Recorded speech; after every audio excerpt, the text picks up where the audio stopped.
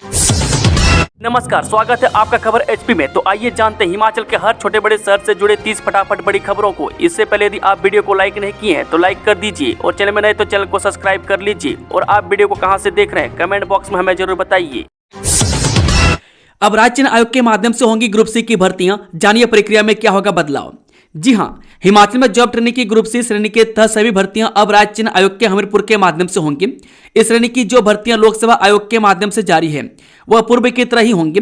कार्मिक विभाग की ओर से जारी अधिसूचना के तहत हिमाचल प्रदेश लोक सेवा आयोग ग्रुप ए यानी कि क्लास 1 कैडर और ग्रुप बी यानी कि क्लास 2 कैडर की भर्तियां जॉब ट्रेनिंग के आधार पर करेगा। अधिकारियों ने बताया कि अब चयन की प्रक्रिया अधिक स्पष्ट होने से भर्ती कैलेंडर, परीक्षा समय और प्रक्रियात्मक देरी जैसी समस्याओं में कमी आने की संभावना है। हाईकोर्ट ने जेओआईटी के टाइपिंग टेस्ट पर रोक लगाने से किया इनकार, जानिए क्या कहा। हिमाचल प्रदेश हाईकोर्ट ने सरदार पटेल विश्वविद्यालय मंडी में जूनियर ऑफिस असिस्टेंट के 25 पदों पर भर्ती के लिए टाइपिंग टेस्ट पर रोक लगाने से इनकार करते हुए आवेदन को खारिज कर दिया। न्यायाधीश ज्योत्सना रुवाल दुआ की अदालत ने कहा कि प्रथम दृष्टया अंतरिम राहत के लिए कोई आधार नहीं बनता है। अदालत ने आदेश दिया कि नियुक्तियां याचिका के अंतिम परिणाम के अधीन रहेंगी। कोर्ट ने निजी प्रतिवादियों को नोटिस जारी करते हुए जवाब दायर करने को कहा। सुनवाई 23 दिसंबर को होगी। सरदार पटेल विश्वविद्यालय मंडी ने 7 सितंबर 2022 को जेओएआईटी के 25 पदों के लिए विज्ञापन जारी किया था।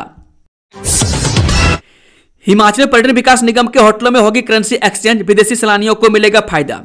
जी हिमाचल आने वाले विदेशी पर्यटकों के लिए प्रदेश में एक बड़ी सुविधा जल्द शुरू होने वाली है। प्रदेश सरकार के उपक्रम हिमाचल प्रदेश पर्यटन विकास निगम ने अपने होटलों, रेस्टोरेंट और कैफे में करेंसी एक्सचेंज की सुविधा शुरू करने की तैयारी शुरू कर दी है। निगम ने इस सेवा के संचालन के लिए भारतीय रिजर्व बैंक यानी कि आरबीआई से औपचारिक मंजूरी के लिए आवेदन कर दिया। जैसे स्वीकृति प्राप्त होगी यह सुविधा चरणबद्ध तरीके से पूरे प्रदेश में लागू की जाएगी। हिमाचल प्रदेश वाले ध्यान दें, सालाना 6 लाख से अधिक कमाने वालों को नहीं मिलेगा सस्ता राशन, हटाए जाएंगे नाम। जी हां, हिमाचल प्रदेश में साल में 6 लाख से अधिक कमाने वाले लोग उचित मूल्य के दुकानों में राष्ट्रीय खाद्य सुरक्षा योजना में सस्ते राशन का लाभ नहीं ले पाएंगे। खाद्य नागरिक आपूर्ति एवं उपभोक्ता मामले विभाग की ओर से राष्ट्रीय खाद्य सुरक्षा अधिनियम के तहत प्रदेश में बीपीएल, अंत्योदय और आईआरडीपी सहित अन्य वर्गों में सस्ते राशन का लाभ ले रहे लोगों को सूची से हटाया जा रहा है। पंचायत चुनाव पर आ गया अपडेट, इलेक्शन कमीशन ने जारी किया बैलेट पेपर उठाने का शेड्यूल। जी हां, हिमाचल में पंचायती राज संस्थाओं के चुनाव को लेकर चल रहे संशय के बीच एकदम से सरगर्मियां तेज हो गई है। राज्य निर्वाचन आयोग ने शनिवार को सभी डीसी को चुनाव सामग्री और बैलेट पेपर उठाने के लिए तारीखों को रीशेड्यूल कर दिया है। इसको लेकर राज्य निर्वाचन आयोग की ओर से निर्देश जारी किए गए जिसमें हर जिला के डीसी को चुनाव सामग्री और बैलेट पेपर लेने के लिए अलग अलग तारीख तय की गई है। इस दौरान सभी डीसी को सुरक्षा व्यवस्था के पुख्ता इंतजाम करने को कहा गया। राज्य निर्वाचन आयोग ने चुनाव सामग्री और बैलेट पेपर उठाने के हर जिला के डीसी को 24 नवंबर से 1 दिसंबर तक को रीशेड्यूल किया गया।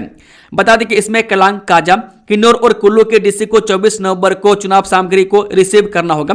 इसी तरह से सिरमौर और ऊना 25 नवंबर, शिमला 26 नवंबर, कांगड़ा 27 नवंबर, मंडी 28 नवंबर, सोलन और चंबा 29 नवंबर और बिलासपुर व हमीरपुर जिला के डीसी को 1 दिसंबर को चुनाव सामग्री व बैलेट पेपर उठाने की तारीख रिशेड्यूल की गई है।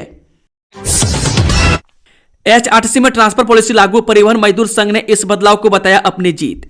जी हां, एचआरटीसी में लंबे समय से लंबित पारदर्शी और समयबद्ध हस्तांतरण नीति लागू हो गई है।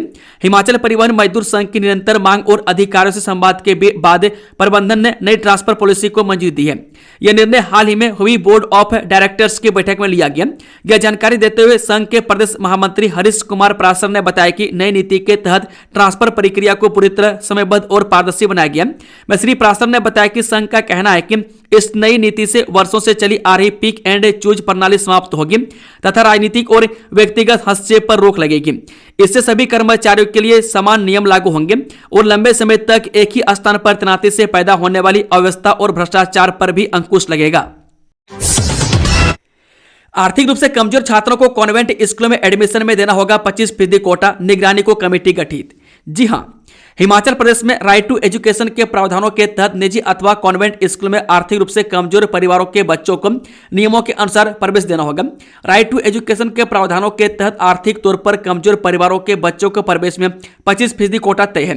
यह देखा गया है कि अक्सर निजी स्कूल इन प्रावधानों की अवहेलना करते हैं, लेकिन अब ऐसा करना स्कूल प्रबंधन को भारी पड़ेगा। हिमाचल प्रदेश शिक्षा विभाग ने राज्यपाल के निर्देश पर आरटीई के उपरोक्त प्रावधान को लागू किया जाना सुनिश्चित करने के लिए कमेटी का गठन किया गया। कमेटी में चेयरमैन सहित मेंबर, सेक्रेटरी व सदस्य शामिल हैं। जयराम ठाकुर बोले, राजभवन के सामने प्रदर्शन और पीएम का पुतला जलवाने वालों पर हो सख्त कार्रवाई। पूर्व मुख्यमंत्री और नेता विपक्ष जयराम ठाकुर ने कहा कि राज्य सरकार के संरक्षण में युवा कांग्रेस ने राजभवन का घेराव किया और प्रधानमंत्री का पुतला जलाया। बिहार के चुनाव में भाजपा को प्रचंड बहुमत और पार्टी विधानमंडल को एक बोलेरो में फीड कर देने के जना आदेश से कांग्रेस के कुंठित है। उन्होंने कहा कि राजभवन में सरकार के इशारे और सत्ता के संरक्षण में जो कुछ हुआ वह इस कुंठा का परिणाम है। इतनी सुरक्षित जगह पर बिना अनुमति कैसे प्रदर्शन किया गया? राजभवन जैसी संवेदनशील जगह पर कांग्रेस द्वारा आगजनी करने का प्रयास करना, प्रधानमंत्री का पुतला फूंकना कैसा व्यवस्था परिवर्तन है? स्कूली छात्रों को ले जा रही बस के नीचे से अचानक धंस गई सड़क, बच्ची गड्ढे में गिरी। देखें पूरा वीडियो। हिमाचल प्रदेश की राजधानी शिमला के भटाकुपर बाजार में शनिवार सुबह स्कूली छात्रों को ले जाने के लिए स्टॉपेज पर रोकी HRTC की बस के नीचे से अचानक सड़क धंस गई। सड़क के बीचों बीच बस के अगले टायर के नीचे करीब 10 फीट गहरा और 5 फीट चौड़ा गड्ढा बन गया। बस का टायर इस गड्ढे में घुस गया। घटना के समय एक स्कूली छात्र बस में चढ़ रही थी। अभी यह सीढ़ियों से बस के भीतर ही जा रही थी कि अचानक सड़क धंसने से बस एक झटके में एक तरफ झुक गई। इसे स्कूली छात्रा झटके से सड़क पर पड़े गड्ढे में गिर गई। मौके पर मौजूद लोगों ने आनन फानन में रस्सी की मदद से बच्ची को सुरक्षित बाहर निकाल लिया। इसके बाद बस में सवार सभी 26 छात्राओं को चालक परिचालक ने बाहर निकाल लिया। वह घटना शनिवार सुबह करीब 7:30 बजे की है। वह शहर के निजी स्कूल की छात्राओं को लेने के लिए HRTC की इलेक्ट्रिक बस भटाकुपर पहुंची थी। यह बस NH को जोड़ने वाली कॉलोनी की संपर्क में सड़क पर खड़ी हो गई। यहां कुछ स्कूली छात्राएं इसमें चढ़ने लगी कि अचानक अगले टायर के नीचे से सड़क धंस गई और यहां बड़ा गड्ढा पड़ गया। गनीमत यह रही कि किसी को चोटें नहीं लगी। हिमाचल में पंचायती राज संस्थाओं के चुनाव में खर्च होंगे 25 करोड़ रुपए, जाने पूरी जानकारी। हिमाचल प्रदेश में पंचायती राज संस्थाओं के चुनाव में 25 करोड़ रुपए का खर्चा आएगा। राज्य निर्वाचन आयोग ने खर्चे का आकलन लगा दिया है। कर्मचारियों की ड्यूटी, सरकारी मशीनरी, पेपर छपाई और कर्मचारियों के टीए डीए में यह राशि खर्च होती है। मैं सरकारी कर्मचारी और अधिकारी चुनाव नतीजे घोषित होने तक आयोग के पास से डेपुटेशन पर रहते हैं। मैं चुनावी प्रक्रिया खत्म होने के बाद ये अपने विभाग लौटते हैं। आयोग से मिली जानकारी के मुताबिक सबसे ज्यादा ड्यूटियां शिक्षा विभाग के अधिकारियों, कर्मचारियों और शिक्षकों की लगती है। मैं चूंकि ज्यादातर पोलिंग स्टेशन स्कूलों में ही होते हैं। इसके बाद पुलिस और होमगार्ड के जवान रहते हैं। मैं कर्मचारियों के खाने और रहने का इंतजाम आयोग की तरफ से किया जाता है। मैं सरकार की तरफ से इसके लिए राशि जारी की जाती है। उल्लेखनीय है कि पंचायती राज संस्थाओं के चुनाव का सारा खर्चा प्रदेश सरकार को उठाना होता है। वह पंचायती राज संस्थाओं का 5 साल का कार्यकाल खत्म होने के 4 महीने पहले आयोग तैयारियां शुरू कर देता है। इस समय आयोग चुनाव कराने के लिए पूरी तरह तैयार है। सिर्फ आयोग को रोस्टर का इंतजार है।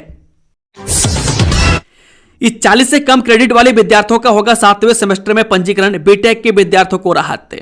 हिमाचल प्रदेश तकनीकी विश्वविद्यालय हमीरपुर के बीटेक 5वें सेमेस्टर तक 40 से कम क्रेडिट वाले विद्यार्थियों का अब 7वें सेमेस्टर में पंजीकरण होगा। में HPTO की ओर से विद्यार्थियों को राहत दी गई है। विद्यार्थियों का 7वें सेमेस्टर में अब आसानी से पंजीकरण होगा। में करीब 150 विद्यार्थियों को फायदा होगा। में जानकारी के मुताबिक HPTO से संबंधित बीटेक में विद्यार्थियों को 7वें सेमेस्टर में पंजीकरण के लिए 5वें सेमेस्टर में कम से कम 40 क्रेडिट होना चाहिए। में करीब 150 विद्यार्थी ऐसे हैं जिनके 40 से कम क्रेडिट थे। इस कारण इनका 7वें सेमेस्टर में पंजीकरण नहीं हो रहा था। अब जुब्बड़हट्टी एयरपोर्ट पर उतरेंगे बड़े विमान, पर्यटन को लगेंगे पंख, आवाजाही होगी आसान। जी हां, राजधानी शिमला के जुब्बड़हट्टी एयरपोर्ट से अब बड़े विमानों की आवाजाही और मल्टीपल फ्लाइट्स का संचालन शुरू होगा। इसके लिए एयरपोर्ट अथॉरिटी ऑफ इंडिया के साथ महत्वपूर्ण बैठक में कई अहम फैसले लिए गए। बैठक में शिमला एयरपोर्ट को विस्तार देकर दूसरा एप्रन यानी कि विमान पार्किंग क्षेत्र बनाने पर चर्चा हुई है, जिससे यहां ATR 42 से 600 श्रेणी के बड़े विमान आसानी से संचालित हो सकेंगे। पूर्व मुख्य सचिव के सेवा विस्तार को चुनौती देने वाली याचिका खारिज, जाने विस्तार से। हिमाचल प्रदेश हाईकोर्ट के मुख्य न्यायाधीश गुरमीत सिंह संधावलिया और न्यायाधीश रंजन शर्मा की खंडपीठ ने पूर्व मुख्य सचिव प्रबोध सक्सेना के सेवा विस्तार को 6 महीने तक बढ़ाने को सही ठहराते हुए जनहित याचिका को खारिज कर दिया है। बता दें कि हाईकोर्ट में याचिकाकर्ता अतुल शर्मा ने प्रबोध सक्सेना के सेवा विस्तार को चुनौती दी थी। हाईकोर्ट ने 6 महीने का सेवा विस्तार देने के औचित्य की जांच के लिए केंद्र और राज्य सरकारों से पूरा रिकॉर्ड तलब किया था। वह केंद्र सरकार से विस्तार को मंजूरी देते समय बताया गया कि सटीक कारण और जनहित की प्रक्रिया का विवरण देने को कहा था। हिमाचल बोर्ड परीक्षा में आंसर शीट से छेड़छाड़, पेपर पर किसी ने लिख दिए गलत उत्तर, फॉरेंसिक जांच में खुलेंगे सभी राज। हिमाचल प्रदेश स्कूल शिक्षा बोर्ड की परीक्षा में उत्तर पुस्तिकाओं से छेड़छाड़ का मामला सामने आया। झंडुंदा स्कूल में हुई 10वीं कक्षा की ड्राइंग की परीक्षा में छात्राओं ने उत्तरों में बदलाव का आरोप लगाया। बोर्ड ने छात्राओं के लिखावट के नमूने लिए हैं और फॉरेंसिक जांच शुरू कर दी है। जांच में लिफाफे से छेड़छाड़ और यूनिक आईडी में भिन्नता पाई गई है। रिपोर्ट आने के बाद आगे की कार्रवाई की जाएगी। इस शिमला में सड़क पर कैसे पड़ गया इतना बड़ा गड्ढा कि फंस गई बस, क्या फोरलेन सुरंग बनी हादसे का कारण, डीसी ने लिया एक्शन। शिमला के भट्टाकुपर में सड़क धंसने से एक स्कूली बस से फंस गई और एक बच्ची गड्ढे में गिर गई, जिसे स्थानीय लोगों ने सुरक्षित निकाला। लोगों ने NHAI की सुरंग निर्माण को हादसे का कारण बताया और आरोप लगाया कि इससे पुरानी सड़क को नुकसान हो रहा है। उपायुक्त शिमला ने तत्काल प्रभाव से फोरलेन के कार्य पर रोक लगा दी और मामले की जांच के आदेश दिए हैं। घटना के बाद स्थानीय लोगों में NHAI के खिलाफ गुस्सा है। स्थानीय लोगों का आरोप है कि इलाके में NHAI की सुरंग से बाजार में सालों पुरानी सड़क को नुकसान हो रहा है। डिप्टी सीएम की बेटी डॉक्टर आस्था की शादी, दिल्ली से ऊना पहुंचे IAS सचिन का परिवार, 3 किलोमीटर दूर से आएगी बारात। हिमाचल के उप मुख्यमंत्री मुकेश अग्निहोत्री की बेटी डॉक्टर आस्था की शादी की तैयारियां पूरे जोरों पर है। दिल्ली से IAS सचिन राणा का परिवार ऊना पहुंच चुका है। शादी की रस्में अग्निहोत्री के पैतृक गांव गोंदपुर जयचंद में चल रही है, जहां मेहमानों का आगमन जारी है। सुरक्षा के भी कड़े इंतजाम किए गए। बारात लगभग 300 किलोमीटर दूर से आएगी। दूल्हे सचिन शर्मा व उनका परिवार दिल्ली से ऊना पहुंच चुके हैं। वह ऊना के RR रेजिडेंसी होटल से बारात लेकर आएंगे। गुलमोहर होटल यहां से 3 किलोमीटर की दूरी पर है। बारात का स्वागत गुलमोहर होटल में होगा। शादी समारोह में देश व प्रदेश की नामी हस्तियां के अलावा राजनीतिक, धार्मिक, उद्योगपति व समाजसेवी भाग लेंगे। हिमाचल में ठंड ने बढ़ाई कंपकपी, ताबों में -6 डिग्री, अभी बारिश के आसार नहीं। हिमाचल प्रदेश में मौसम लगातार शुष्क बना हुआ है, लेकिन तापमान में गिरावट ने पहाड़ों में सर्दी का असर और अधिक बढ़ा दिया। बीते 24 घंटों में पूरे प्रदेश में वर्षा और हिमपात नहीं हुआ। वहीं ताबो का न्यूनतम तापमान -6.6 डिग्री सेल्सियस तक लुढ़क गया, जो सीजन का सबसे कम दर्ज तापमान है। दूसरी ओर पावटा साहिब में अधिकतम तापमान 27 डिग्री सेल्सियस रिकॉर्ड किया गया, जिससे निचले इलाकों में दिन के समय हल्की गर्माहट महसूस हुई। मौसम विभाग के अनुसार अधिकतर स्थानों पर न्यूनतम और अधिकतम तापमान में कोई बड़ा परिवर्तन नहीं देखा गया, लेकिन कुछ ऊंचाई वाले क्षेत्रों में पारा -2 से 4 डिग्री नीचे रहा। अवैध शराब पर सुक्खू सरकार का शिकंजा, अप्रैल से अब तक 54,945 लीटर शराब की जब्त। आबकारी विभाग ने प्रदेश भर में अवैध शराब के खिलाफ कार्रवाई तेज कर दी है। पूरे राज्य में विभाग की विशेष टीमें छापेमारी कर रही है और इस वित्त वर्ष में अभी तक 523 केस दर्ज किए गए हैं। विभाग ने 21,637 लीटर अवैध शराब के साथ साथ 33,308 लीटर लाहन प्रदेश के विभिन्न स्थानों से बरामद किए। पिछले महीने यानी अक्टूबर में ही दक्षिण क्षेत्र शिमला में 309 लीटर अवैध शराब व 12 लीटर लाहन, मध्य क्षेत्र मंडी में 2678 लीटर अवैध शराब व 14 लीटर लाहन व उत्तरी क्षेत्र पालमपुर में 529 लीटर शराब व 4870 लीटर लाहन बरामद की है। SOS स्टडी सेंटर पर गाज, शिक्षा बोर्ड ने रद्द की मान्यता, नवीनीकरण न करने पर जारी की अधिसूचना। हिमाचल प्रदेश स्कूल शिक्षा बोर्ड ने एक महत्वपूर्ण अधिसूचना जारी करते हुए 9 निजी विद्यालयों में चल रहे Himachal Pradesh state open school अध्ययन केंद्रों की मान्यता तत्काल प्रभाव से रद्द कर दी है। स्टेट ओपन स्कूल का उद्देश्य राज्य में दूरदराज और पिछले क्षेत्रों के परीक्षार्थियों को सुलभ शिक्षा उपलब्ध कराना है। इसके लिए सरकारी और निजी विद्यालयों दोनों में अध्ययन केंद्र स्थापित किए जाते हैं, जिनका संचालन निर्धारित नियमों एवं दिशा निर्देशों के तहत किया जाना आवश्यक है। अधिसूचना के अनुसार स्टेट ओपन स्कूल के परिचालन ढांचे के तहत निजी विद्यालयों में स्थापित अध्ययन केंद्रों के लिए प्रदेश स्कूल शिक्षा बोर्ड के साथ मान्यता बनाए रखना अनिवार्य है। किसी भी स्थिति में यदि विद्यालय की मान्यता निरस्त, समाप्त या नवीनीकरण न की जाए तो संबंधित अध्ययन केंद्र को HPSOS के तहत संचालन का अधिकार स्वतः समाप्त हो जाता है और वह तत्काल रद्दीकरण के लिए उत्तरदायी होता है। ऊना जिला में रात को खनन पर रोक, उपायुक्त ने माफिया पर कसा शिकंजा, शाम 5 बजे से सुबह 6 बजे तक प्रतिबंध। जब ऊना जिला प्रशासन ने कानून व्यवस्था की मजबूती के लिए एक और कड़ा कदम उठाते हुए जिला में रात में खनन गतिविधियों पर पूर्ण बैन लगा दिया। आदेशों का उल्लंघन करने पर संबंधित व्यक्तियों के खिलाफ तत्काल FIR दर्ज की जाएगी। उपायुक्त जतिन लाल ने शुक्रवार को बताया कि जिला में अब शाम 5 बजे से सुबह 6 बजे तक सभी प्रकार की खनन गतिविधियां पूर्ण रूप से प्रतिबंधित रहेंगी। इसी अवधि में खनन से जुड़े वाहनों और सामग्री के परिवहन पर भी सख्त रोक रहेगी। वैध खनन लीज धारकों को सुबह 6 से शाम 5 बजे तक खनन कार्य की अनुमति रहेगी, लेकिन खनन सामग्री ढुलाई के लिए सुबह 10 से शाम 5 बजे तक की अनुमति होगी। पत्रकार वार्ता में पुलिस अधीक्षक अमित यादव और जिला खनन अधिकारी भी उपस्थित रहे। उपायुक्त ने बताया कि निर्धारित समय अवधि के भीतर सामग्री ढुलाई के लिए विशेष कॉरिडोर भी चिन्हित किए गए हैं। लेखा विभाग लोकतंत्र का अनिवार्य स्तंभ, राज्यपाल बोले वित्तीय व्यवस्था पारदर्शी बनाने में विभाग की अहम भूमिका। जी हां, राजधानी शिमला के AG ऑफिस से हिमाचल के 5वें लेख सप्ताह यानी ऑडिट का शुभारंभ राज्यपाल श्री प्रताप शुक्ल ने किया। राज्यपाल ने कहा कि वित्तीय व्यवस्था को पारदर्शी और जनहित हितकारी बनाने में लेखा विभाग की महत्वपूर्ण भूमिका है। यह विभाग अपनी तथ्य आधारित रिपोर्ट और विभागों को वित्तीय सुझावों के जरिए लोक कल्याणकारी सुशासन की आधारशिला का काम करता है। राज्यपाल शुक्रवार को 5वें लेखा सप्ताह यानी कि ऑडिट वीक के अवसर पर आयोजित कार्यक्रम को संबोधित कर रहे थे। कार्यक्रम का आयोजन भारतीय लेखा एवं लेखा परीक्षक विभाग के द्वारा शिमला के गॉर्टन कैसल भवन परिसर यानी कि AG कार्यालय में किया गया। ऑडिट वीक 2025 का आयोजन विभाग की राष्ट्रीय लेखा एवं लेखा परीक्षक अकादमी, प्रधान महालेखाकार और प्रधान महालेखाकार लेखांकन एवं अनुश्रवण द्वारा किया जा रहा है। नहीं सुलझा संजौली मस्जिद विवाद, शिमला में बिजली पानी के कनेक्शन काटने पर अड़े हिंदू संगठन के कार्यकर्ता। राजधानी शिमला के संजौली में अवैध घोषित मस्जिद का विवाद अभी सुलझा नहीं है।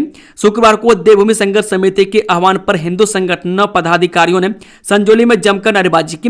मांगों को लेकर दोपहर 1 बजे प्रशासन और समिति पदाधिकारियों के बीच बैठक हुई। इसमें प्रशासन ने समिति की मांगों पर सहमति जताई। बैठक में प्रदर्शनकारियों पर दर्ज FIR वापस लेने के साथ विवादित ढांचे की बिजली काटने पर सहमति बनी। अब प्रशासन ने आश्वासन दिया है कि इस पूरे मामले को लेकर एक संयुक्त कमेटी बनाई जाएगी। मामले में अगली बैठक 29 नवंबर को होनी है। ऐसे में अब हिंदू संगठन के लोगों ने कहा कि जब तक प्रशासन की ओर से हमें लिखित ऑर्डर नहीं मिल जाता मैं तब तक अब क्रमिक अनशन जारी रहेगा। ऑर्डर मिलने के बाद ही अनशन खत्म किया जाएगा। बता दें कि कुछ हिंदू संगठन कार्यकर्ता शुक्रवार को भी बिजली पानी की कनेक्शन काटने की मांग पर अड़े रहे। इस दौरान जमकर नारेबाजी हुई। करीब 10 मिनट तक चक्का जाम भी हुआ। कांगड़ा एयरपोर्ट की सबसे बड़ी अड़चन खत्म। मुख्यमंत्री सुखविंदर सिंह सुक्खू का ड्रीम प्रोजेक्ट अब जल्दी हकीकत का चोला ओढ़ने वाला है। हम बात कर रहे हैं कांगड़ा जिला को पर्यटन राजधानी बनाने वाले सबसे अहम प्रोजेक्ट कांगड़ा एयरपोर्ट की, जो CM सुक्खू का ड्रीम प्रोजेक्ट है। और इस महत्वाकांक्षी परियोजना में सबसे बड़ी दिक्कत बजट की थी, जो कि भूमि अधिग्रहण के आड़े आ रहा था। अब एयरपोर्ट विस्तार के लिए जो जमीन का अधिग्रहण होना है उसके लिए पैसे का इंतजाम हो गया। इसी के साथ उन प्रभावितों के लिए भी राहत की बात है जो मुआवजे का इंतजार कर रहे हैं। ये देश के लिए खेलेगा बिलासपुर का आर्यव्रत शर्मा, ऑस्ट्रेलिया में लगाएगा चौके छक्के। खेलों में जिला बिलासपुर के नाम एक और उपलब्धि जुड़ गई है। अब बिलासपुर का होनहार क्रिकेट खिलाड़ी आर्यव्रत शर्मा देश के लिए क्रिकेट खेलेगा। बिलासपुर शहर के निवासी आर्यव्रत शर्मा का चयन इंडियन यूनिवर्सिटी की क्रिकेट टीम के लिए हुआ है। यह होनहार खिलाड़ी हिमाचल का एकमात्र ऐसा खिलाड़ी है जिसे टीम इंडिया में जगह मिली है। ऑस्ट्रेलिया में होने वाली प्रतियोगिता के लिए टीम इंडिया दिसंबर माह के पहले सप्ताह में ऑस्ट्रेलिया जाएगी। इस प्रतियोगिता की तैयारी के लिए आर्यव्रत जुट गए। मैं क्रिकेट के होनहार खिलाड़ी इससे पहले अंडर 16, अंडर 19, अंडर 23 सहित अन्य प्रतियोगिताओं में अपनी प्रतिभा दिखा चुके हैं। अंडर 16 और अंडर 19 क्रिकेट टीम में बतौर कप्तान भी बेहतर प्रदर्शन कर चुके हैं। Aryavrat Sharma inter university cricket प्रतियोगिता में भी वह हिमाचल का प्रतिनिधित्व करने जा रहे हैं। 900 स्कूल प्रधानाचार्य के पद खाली। हिमाचल प्रदेश की शिक्षा प्रणाली इस समय गंभीर प्रशासनिक चुनौतियों का सामना कर रही है। प्रदेश भर में करीब 900 स्कूल ऐसे हैं जहां प्रधानाचार्य के पद रिक्त पड़े हुए हैं। स्कूल मुखिया के अभाव में न केवल शैक्षणिक गतिविधियां प्रभावित हो रही है, बल्कि प्रशासनिक निर्णय, विकास योजनाएं और दैनिक कार्यों का संचालन भी बाधित हो रही है। इस स्थिति को देखते हुए हिमाचल प्रदेश शिक्षक महासंघ ने सरकार पर बड़ा प्रहार किया है और शिक्षा विभाग में चल रही अनियमितताओं को तुरंत दूर करने की मांग उठाई है। इसी स्थिति को देखते हुए शिक्षक महासंघ ने सरकार के खिलाफ आवाज बुलंद कर दी है। जिला अध्यक्ष प्रकाश कौशल के नेतृत्व में महासंघ ने उप निदेशक के माध्यम से 37 सूत्रीय मांग पत्र सरकार को सौंपा गया, जिसमें शिक्षा विभाग से संबंधित कई अहम मुद्दे उठाए गए। महासंघ का कहना है कि स्कूलों में बिना प्रधानाचार्य के कारण स्कूलों में निरीक्षण व मूल्यांकन कमजोर पड़ा है, विकास कार्य प्रभावित हो रहे हैं, शिक्षकों पर अतिरिक्त प्रशासनिक बोझ बढ़ गया और छात्रों का शैक्षणिक मार्गदर्शन अधूरा रह रहा है। महासंघ के जिला अध्यक्ष प्रकाश कौशल की अगुवाई में प्रतिनिधियों ने उप निदेशक के माध्यम से सरकार को 37 सूत्रीय व्यापक मांग पत्र सौंपा। इस शिमला के बाद अब मंडी, हमीरपुर व धर्मशाला जोन के उपभोक्ताओं को मिलेगी सुविधा, घरों में लगेंगे स्मार्ट बिजली मीटर। जैसे शिमला जोन के बाद अब प्रदेश भर में घर स्मार्ट मीटर से जुड़ेंगे और पुराने मीटरों को नए स्मार्ट मीटरों में बदला जाएगा। भविष्य में इन्हीं मीटरों पर बिजली उपभोक्ताओं को प्रीपेड बिजली का विकल्प भी मिलेगा और जिस तरह उपभोक्ता अपना मोबाइल पहले रिचार्ज करते हैं और फिर सुविधा मिलती है, उसी तरह बिजली मीटर का भी रिचार्ज हो सकेगा। केंद्र सरकार की RDSS योजना के तहत प्रदेश में 29,18,432 मीटरों को बदला जाना। इसमें अभी तक प्रदेश में 6,05,875 मीटर बिजली बोर्ड बदल चुका है। वहीं मंडी, हमीरपुर और धर्मशाला जोन में बिजली मीटरों को बदलने का प्रोसेस शुरू हो गया। स्मार्ट मीटर मानव हस्तक्षेप के बिना बिल्कुल सही मीटर रीडिंग प्रदान करने का एक सशक्त साधन बनेगा, जिसमें गलती की संभावना लगभग असंभव है। बोर्ड प्रबंधन का कहना है कि बिजली उपभोक्ताओं द्वारा यह माना जा रहा था कि कई कारणों से बिजली रीडिंग गलत आ जाती थी, जो अब स्मार्ट मीटर से संभव नहीं है। बोर्ड ने बिजली बिलों की रीडिंग के बारे में कई बार उपभोक्ताओं की भ्रांतियों के फलस्वरूप ही स्मार्ट मीटर लगाने का निर्णय उनके हित के अंतर्गत ही लिया है। हिमाचल के इस जिले में 24 नवंबर को स्थानीय अवकाश घोषित, डीसी ने दिए आदेश। जे उपायुक्त ऊना जतिन लाल ने ऊना उपमंडल में 24 नवंबर 2025 को स्थानीय अवकाश घोषित किया। इस संबंध में आदेश जारी करते हुए उपायुक्त ने बताया कि श्री गुरु तेग बहादुर जी के शहीदी दिवस के उपलब्ध में 24 नवंबर यानी कि सोमवार को ऊना उपमंडल में स्थानीय अवकाश रहेगा। हिमाचल में बनी 66 दवाओं के सैंपल मानकों पर नहीं उतरे खरे, वापस मंगवाए स्टॉक, देखे पुलिस जानकारी। हिमाचल प्रदेश में बनाई दवाएं फिर मानकों पर सही नहीं पाई गई। अक्टूबर के ड्रग अलर्ट में हिमाचल में बनी 66 दवाओं के सैंपल मानकों पर खरे नहीं उतरे। में देश भर में कुल 211 दवाओं के सैंपल फेल हुए। हिमाचल प्रदेश में बनी जिन दवाओं के सैंपल फेल हुए उनमें कैंसर और हार्ट अटैक जैसी गंभीर बीमारियों की भी दवाएं शामिल हैं। वहीं बुखार, संक्रमण, कैल्शियम, विटामिन, मधुमेह व खांसी की दवा भी शामिल है। विंग कमांडर नमांस के घर मातम, माता पिता बेटे की पार्थिव देह के साथ ही आएंगे हिमाचल, ताया ने बताया कब होगा अंतिम संस्कार। जब विंग कमांडर नमांस के निधन से उनके परिवार में मातम छाया हुआ है। उनके माता पिता पार्थिव शरीर के साथ हिमाचल लौटेंगे, मैं जहां उनका अंतिम संस्कार किया जाएगा। मैं तायाजी ने संस्कार की तिथि की जानकारी दी। नमांस की असामयिक मृत्यु से सभी गहरे सदमे में हैं। दोस्तों खबरों का सिलसिला समाप्त होता है। अगर जानकारी पसंद आई तो वीडियो को लाइक, शेयर, चैनल को सब्सक्राइब जरूर कर लें। Thank you, all the best, जय हिंद, जय हिमाचल।